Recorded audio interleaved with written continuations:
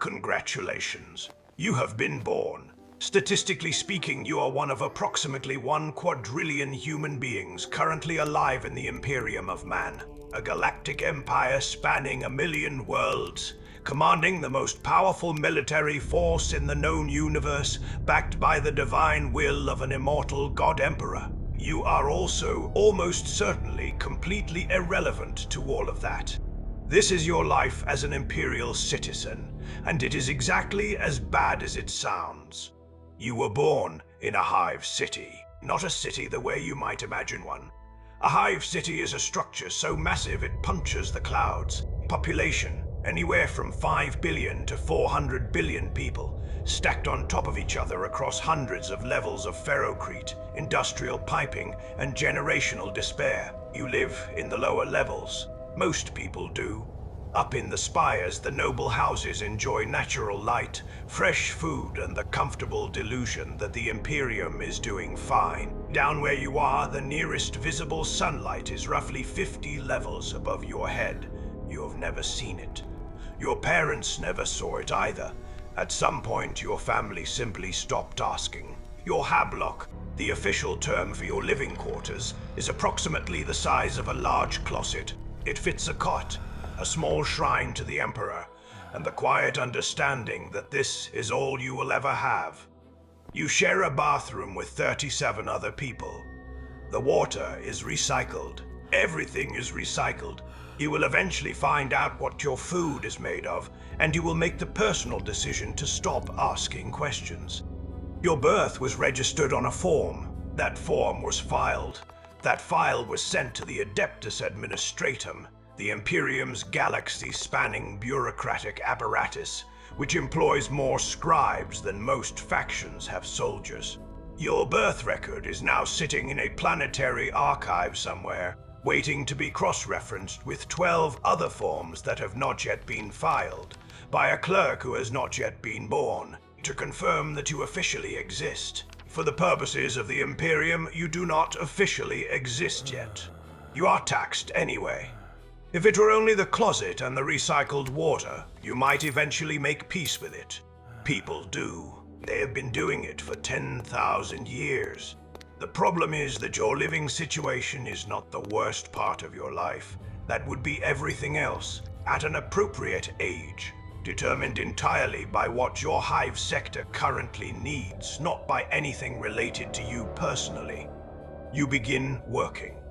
Your shift is 12 hours, 6 days a week. You receive 1 day off per year, Emperor's Day, a religious holiday during which attendance at a mandatory sermon is strongly encouraged and technically voluntary. Your job is probably in a Manufactorum. You make things.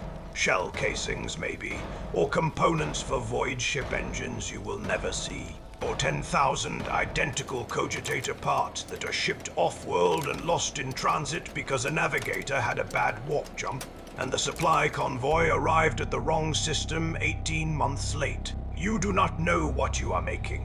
You are not told. The man to your left has been making the same component for 40 years and also does not know. This does not bother him anymore. You find this deeply unsettling. Then gradually you'll find that it does not bother you anymore either. You are paid in scrip. Scrip is valid currency inside the Hive. It cannot be used anywhere else. This is fine because you are never going anywhere else. Your diet consists primarily of nutri-slurry, recaf, and a grain product called groxmeal that has technically never contained grox. On special occasions, a shift bonus perhaps, or a planetary tithe quota being met ahead of schedule, you might receive a processed protein block. You eat it slowly. It is the best thing that happens this month. And through all of this, the closet, the 12-hour shifts, the recycled food, the form that still has not confirmed you exist, you have held on to one thing. One reason to keep going. One belief that makes the rest of it bearable. We will get to that. First, the things that are actively trying to kill you. The Imperium is under constant siege. You are aware of this, in the same way you are aware of gravity, It is simply a condition of existence, and there is nothing to be done about it. Ork wars tear through entire sectors. Tyranid hive fleets consume systems. Necron tomb worlds activate beneath inhabited planets like a very unwelcome surprise. Chaos warbands raid the frontier. Drukhari appear from nowhere, take what they want, and leave before anyone can respond. There are also at least 6 other threats that the Administratum has simply misplaced the paperwork for. These things are not your immediate problem. Your immediate problem is inside your hive. Somewhere in the sublevels there is a chaos cult. There is always a chaos cult. They meet in the dark, recruit among the desperate and the hopeless, which is most of the population, and slowly spread the influence of the ruinous powers through your city like rot through a hull. You have probably walked past a recruitment meeting without knowing it. Someone you know might already be a member, the attractive part of chaos worship. From the perspective of someone working 12-hour shifts for script currency, is that it offers something the Imperium does not, the possibility of change. There is also, separately, a Genestealer cult, human-alien hybrids who have been infiltrating your hive for several generations, waiting for the Tyranid hive fleet they worship to arrive and consume everything. They're in the manufacturing guilds, the local guard regiment, possibly the building administration of your hub block. They look exactly like normal people. They have been planning this for longer than you have been alive. At a critical moment, they will shut down your planetary defenses from the inside, and you will have absolutely no idea it is happening. The Inquisition exists to handle these threats. It covers 1 million worlds with a relatively small organization, operating primarily on suspicion, rumor, and the willingness to destroy an entire city block to neutralize one confirmed heretic. If they decide your hive is compromised beyond saving, they have the authority to call an exterminatus, a process by which a planet is sterilized from orbit. This is described in official documents as a last resort. The frequency with which it is used suggests the definition of last resort is flexible. So, chaos cults, Genestealer infiltrators, an Inquisition that may or may not solve the problem by removing the planet entirely. You might reasonably assume that someone above you was working on this. Let us talk about the people above you. You pray to the Emperor every day. You were taught to.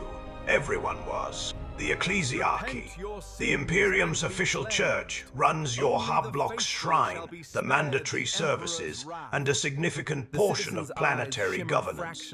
They preach that the Emperor loves you, that your suffering has meaning, that every 12-hour shift and every recycled food brick is an act of devotion to the divine master of mankind. This is, depending on your theological perspective, either a comforting truth or the most efficient system of social control ever devised.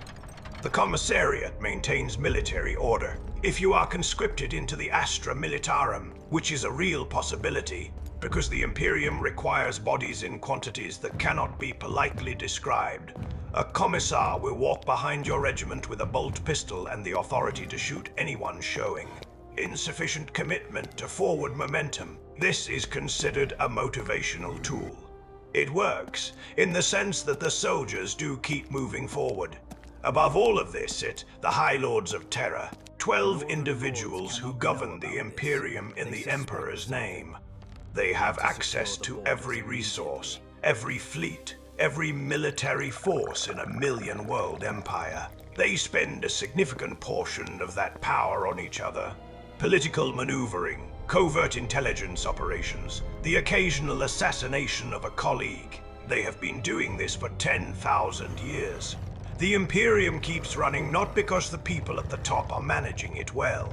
It keeps running because it is too large to fail quickly. You are one of the reasons it has not failed yet. You, specifically, your 12-hour shifts, your tithe, your taxes filed by a clerk on your behalf, for a birth certificate that still has not been processed. Here is the thing about the Emperor. He is not dead. He is not fully alive.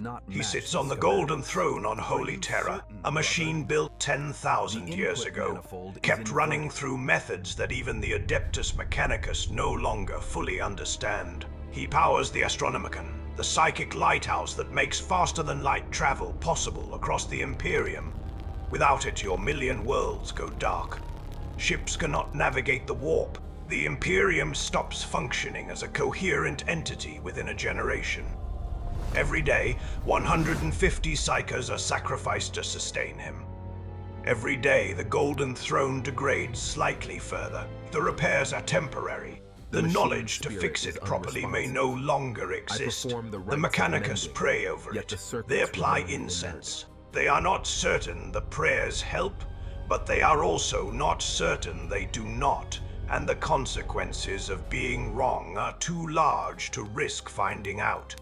You have prayed to him every day of your life, before your shift, after your shift, in the dark of the lower Hive where no light reaches and everything smells like recycled air and machinery.